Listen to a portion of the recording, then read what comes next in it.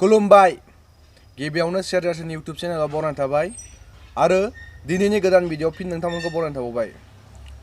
बे भिडिअनि गेजेरजों नोंथांमोननिसिम बयनिसिमबो साबायखर बावनाय थादों मानोना नोंथांमोननि मदद आरो सापर्ट मोननायनो आं दिनै YouTubeनिफ्राय नैथि पेमेन्ट आंनि बेखौ मोननो हाबाय।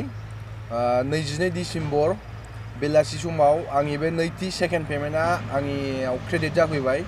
स' सिगां समाव थांनाय मासाव फार्स्ट पेमेन्टआ हाबदोंमोन। दिनै 22 डिसेम्बर खालि आंनि पेमेन्टआ क्रेडिट जाफैबाय। नोंथांमोननि सापर्ट आरो मददनि गेजेरजोंनो आं दिनै YouTubeनिफ्राय बे मोननै पेमेन्टखौ मोननो हाबाय आरो मिजिं थिजानाय थाबावदि नोंथांमोना उननि समावबो आंनि भिडिअफोरखौ नायगोन आरो भिडिअखौ लाइक खालामगोन, लोगोसे चेनेलखौबो साबस्क्राइब खालामाखैबा खालामगोन आरो नोंथांमोनाबो जुदि सोरबाफोर YouTube खुलिदोंबा बिदिनो खुलिनो हागोन, जाहाथे एसे एनै नोंथांमोनाबो आर्निं खालामनो हागोन YouTubeनि गेजेरजोंनो ओरैनो थास्लायस्लाय।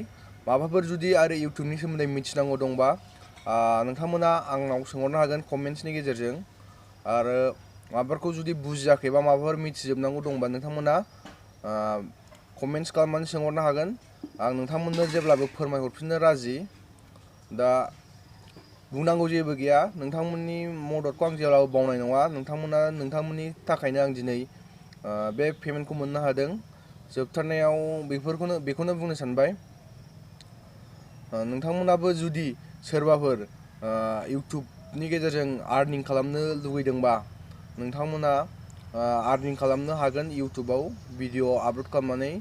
नोंथांमोना जुदि भिडिअफोरखौ मारै आपल'ड खालामनांगौ आरो माबायदि भिडिअफोरखौ आपल'ड खालामनांगौ बिनि सोमोन्दै मिथियाबा आरो YouTubeखौ मारै खुलियो बिनि सोमोन्दै मिथियाबा सोंहरनो हागोन।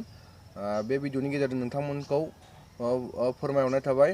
जोबथारनायाव बयनिख्रुइबो साबायखर बावबाय, लोगोसे भिडिअखौ लाइक खालामनानै हो आरो कमेन्ट्स खालाम जुदि माबाफोर मिथिनांगौ दंबा आरो माबाफोर बुजिनांगौ दंबावोबा, लोगोसे आरो चेनेलखौ दासिमबो साबस्क्राइब खालामाखैबा जाहाथे आंनि चेनेलखौ साबस्क्राइब खालामनानै हो आरो आंनि चेनेलखौ ग्र' खालामनानै आरो साबसिन हामसिनै जाहाथे नोंथांमोननिसिम भिडिअ दिन्थिनो हायो बेखौ सापर्ट मोनगोनखौ मिजिंथिनानै दिनैनि भिडिअखौ बेखिनियावनो फोजोबबाय। गोजोन्थों, खुलुमबाय।